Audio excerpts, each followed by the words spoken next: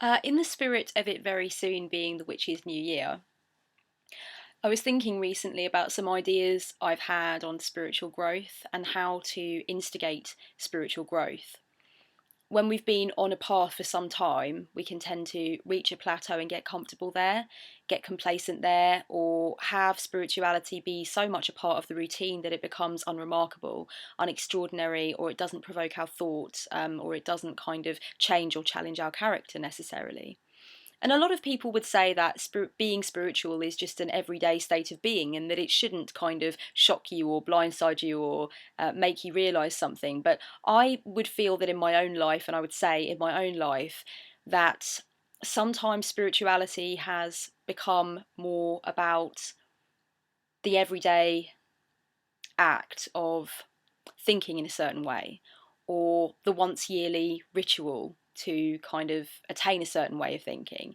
And even those things are really, really important to me. They have been part of my practice for a very long time. And that's why I tend to try and change up my areas of study, because I think now that I'm so comfortable with my specific path and the way I've carved it out for myself, it's the areas of study that can change things for me. It's the areas of study that can open my eyes to new ideas and new pathways. So it's kind of a habit of mine now to write down a schedule of things I want to learn over the next 6 months or challenges I want to set myself in an intellectual respect. So kind of just expanding my mind with regard to different systems or different sacred texts, different ideas about magic, different ideas about spirituality, different spiritual cultures, whatever. Something that I haven't kind of laid my hands on before, something that I can sink my teeth into, that I don't have a great deal of knowledge on. And that's kind of my way to shake up practice in a sense, because the more I permeate, those ideas permeate and absorb in me, and the more they become part of my consciousness and I start to look at the world in a new way because I've required that information, the more my practice will change organically to incorporate these ideas and to incorporate these things that have inspired me or set a spark off in me, kind of thing. And also, I would say that the major way in which I'm going to desire change in my spiritual growth in the new year, so beginning with the 1st of November, is I'm really going to continue with this project I was talking about in the My Kind of Magic vlog, which is basically going to outline all of the ideas that I have about magic as a practice, and is going to dispel quite a lot of the rigid old ideas that I felt I needed to keep hold of in order to be considered a witch, or in order to be kind of at one with what everybody else was doing, or that ideas that I had that I thought might be frivolous or ridiculous, or things that I really shouldn't value and should maybe just let go of, I've now decided to embrace, and I've now decided to make them into my own little system. So that's going to be another way in which I desire change. And this vlog is basically just about desiring change, because I personally think when I sit down and I really consider it and I meet it out in my brain, and I think, what is the first step to progressing spiritually? So say you've been on a path for a long time and it's become ordinary, or it's become by the by, or it's become something that kind of doesn't really challenge you or make you necessarily feel those really big highs and those really big lows. It's kind of just a dum-de-dum-de-dum kind of everyday thing. How do you begin to push yourself to that next plateau? And I really feel that the first step is obviously to desire change.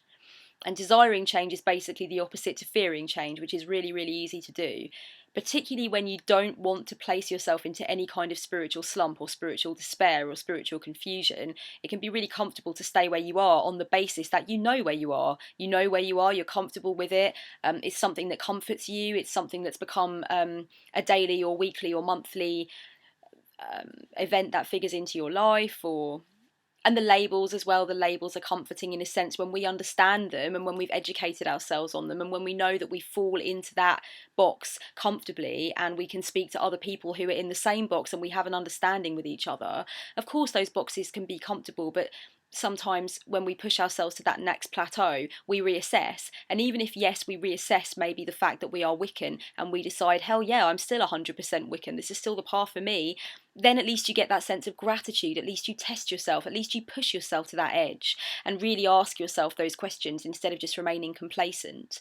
And then when you do come to the answer that yes, I'm definitely still comfortable on this part of the rabbit hole and I don't need to go anywhere else, I'm happy here, then at least you have that sense of gratitude and that sense that you've done the work to arrive at that idea, rather than just kind of being comfortable and resting on your spiritual laurels, as it were. So for me, it's desiring change that's the big deal. And I've decided that, this coming new year is all about desiring change for me when it comes to my spiritual path. When it comes to what I want to achieve with my spirituality, I desire to be challenged. I want to argue to be persuaded. I want to push myself to those edges. I want to learn things about cultures that I've never embraced before, areas of witchcraft that I know nothing about. I want to push myself in areas that I'm maybe really not sure on. Areas of ethics and politics, particularly in witchcraft, contemporary Western witchcraft, that I've turned my nose up at or snubbed or not felt that I had time for in my study. I kind of really just want to twist and turn my mind a little bit. And I'm like that anyway. I like to test myself. I don't like to be comfortable. For me, it's like I always say that using entheogens, for example, and hoping that nothing changes for you and that you don't get anything out of it is a little bit like buying a train ticket and hoping that the train stays on the platform. You need to want your consciousness to be altered. You need to want to get something that you didn't have before. You need to not fear change. You need to be malleable, pliable like the wind. You need to go with it. If there's any fear in your heart, put them down. Don't use them. So, that's what I really think it's all about. I don't want to buy a train ticket to Spirituality Town and hope that, the train just stays on the platform and I can be comfortable with like my once weekly meditative walk and writing a blog about spirituality. I want to go to the edges and I want to go around the corners, and I want it all to be a little bit like that labyrinth at the end of Labyrinth where all the stairs are like upside down and crazy. I mean, hopefully David Bowie will be there with a really big bouffant hairdo as well, but either way, I would like the labyrinth. If you know what I'm talking about here, then I love you and we're going to be friends for life. Okay, so I think basically my desire for change is going to begin with trying to decide what my goals are and what my areas of focus are for the new year. And normally when I try and decide on areas of study with spirituality, it's normally like on a 3 to 6 month rota, because I don't want to push myself too hard and I don't want to scare myself. I don't want to make myself feel like I've bitten off more than I can chew. So, I mean, I don't actually have my book of shadows, my book of mirrors, I beg your pardon, around at this moment in time to actually reach. It's not to hand. But there is a list in there of the last set of subjects that I decided to study and the last kind of few areas that I wanted to go into in practice itself. And there are a couple of things that have come out of that, but I don't stick doggedly to the schedule and I don't stick doggedly to the list. I do kind of jump around. I'm a little bit of a buffet person when it comes to things I want to learn in spirituality. So I can kind of like want a little bit of everything kind of thing. But I am going to try and stay more disciplined as well, definitely. After Samhain, I'm going to really knuckle down. If I say I'm going to explore a specific system of mythology, by God, I'm going to do it. I'm not going to swap and change and jump around or get halfway through the book and think, oh, this taps into something else I was kind of thinking about reading about. Maybe I'll just ditch this book and go on to that or whatever. I'm gonna be slightly more academic about study, because for me, study and practice are one and the same thing.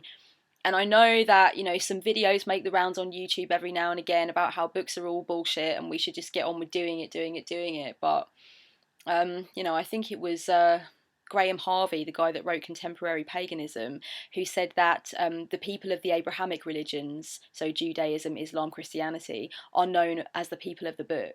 Well, if they're the people of the book, then pagans are the people of the library. And I love that. That is so true. We are the people of the fucking library. We don't stop. We don't stop. And it's just book after book after dogged book full of post-its and notes in the margin. And why the hell not, For me, there's no difference, because as I said, the more I study, the more it permeates my knowledge base, the more it comes out in my practice, and the more full I feel. And as a pantheist, I want to embrace every single way up that mountain towards God. Every single way we're doing it is a legitimate way of doing it. Some have their negative consequences for others in the earthly realm, and that's terrible. But every single path up that mountain is a path towards something that we have all, somewhere deep in our consciousness, acknowledged, or, acknowledged so that we can ultimately deny it, but we still have to question ourselves on it. It's the big question. It's the question nobody gets away from. So, I think the more I learn, the more I go forth with academia, the more that feeds into practice. For me, there is absolutely no difference. You know, study is a huge part of my spiritual path. I don't know how others feel about that, but that's just the way it is for me. And I think another thing about desiring change is that you need to accept the process. And sometimes for me, this is really difficult. And considering the amount I go on about this when I'm reading tarot for people, you would really think that I would be a great example of it. But I'm not. Like all human beings, I want to get to the end now, now, now. I want to amass knowledge at a ridiculous speed. I want to read like Johnny Five. I want to, I want to do it all yesterday. And that's not how it works. Sometimes we just focus too much on the end goal with a spiritual area of focus, and we forget to enjoy the process, to trust the process, and to not beat ourselves up because it is a process. And a lot of videos on YouTube, like Scarlet Hair made an amazing video yesterday. I don't know if it's still up, but I hope it is. And it was just about whether or not she's wasting her time being on YouTube, because, you know, there are so many people that are terrifically adept at something and are obviously very enlightened and obviously kind of on a very high rung of the ladder, as she called it. And she kind of wonders what kind of small contribution she is making, if any.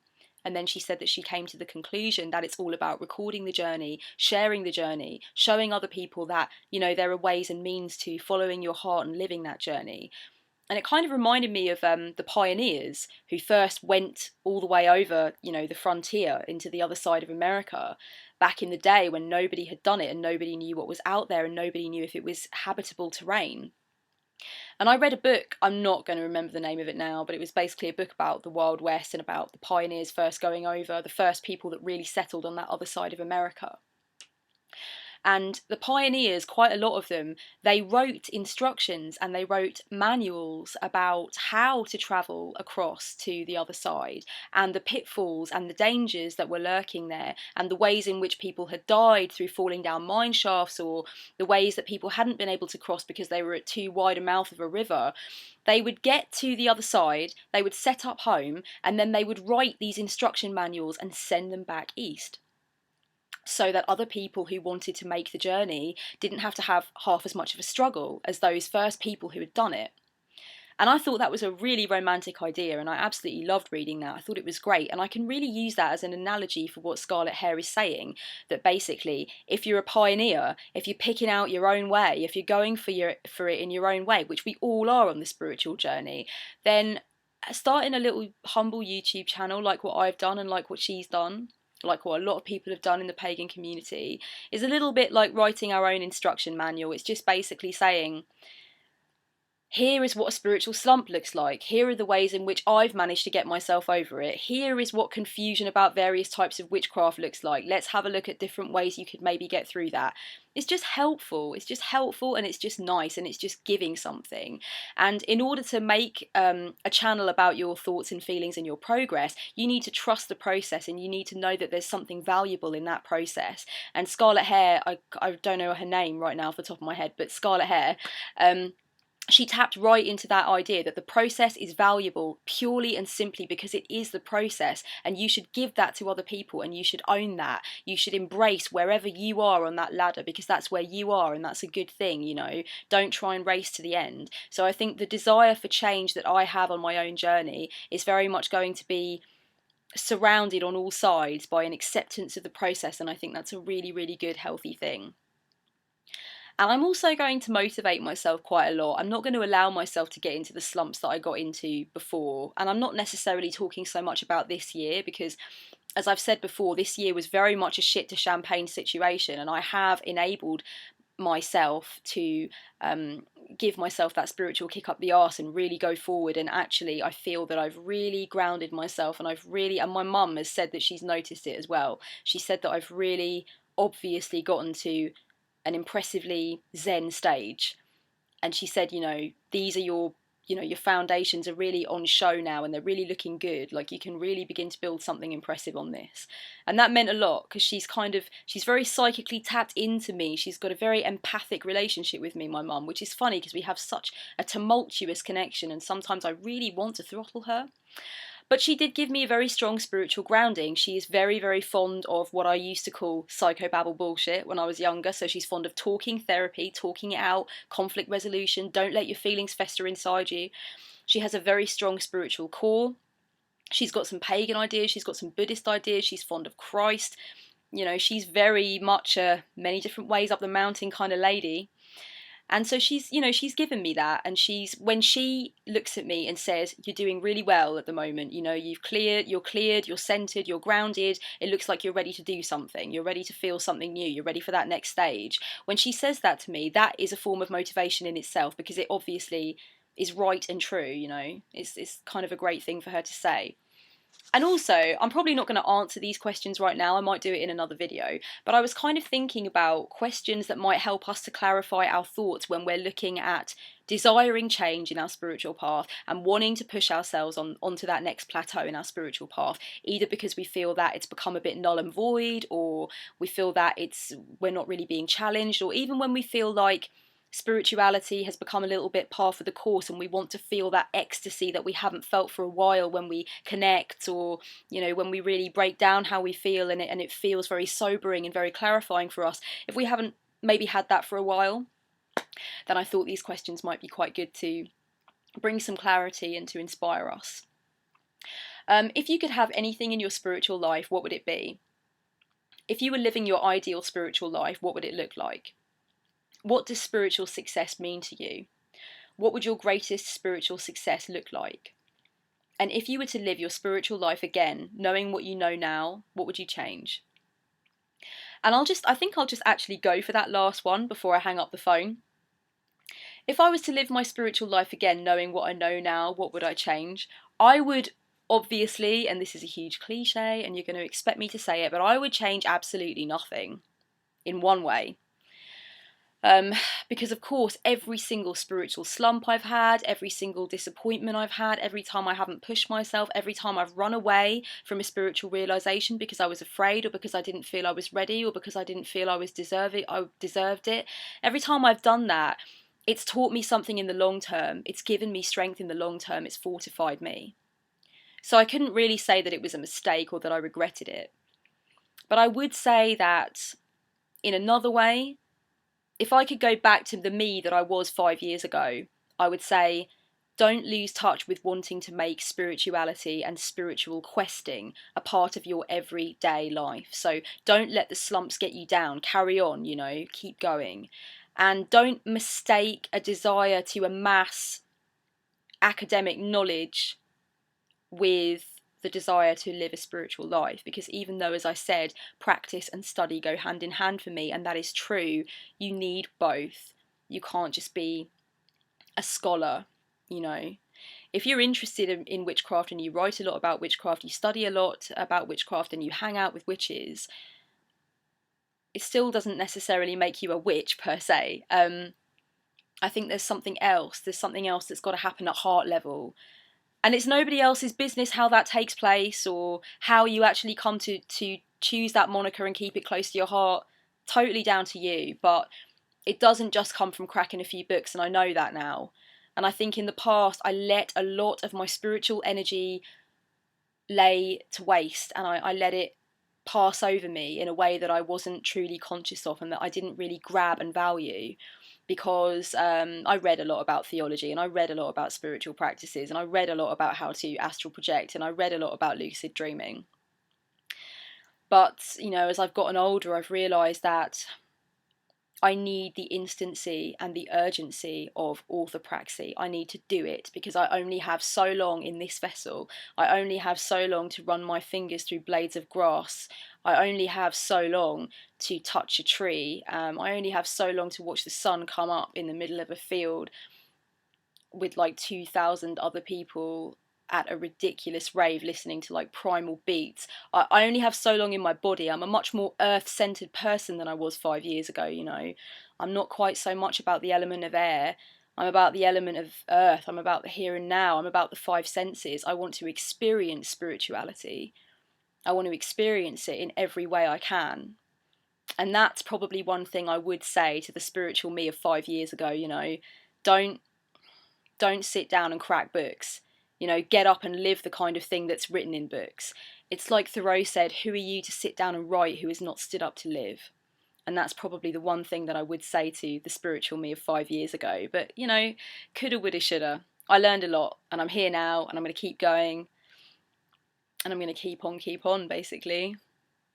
So stay spiritual, people.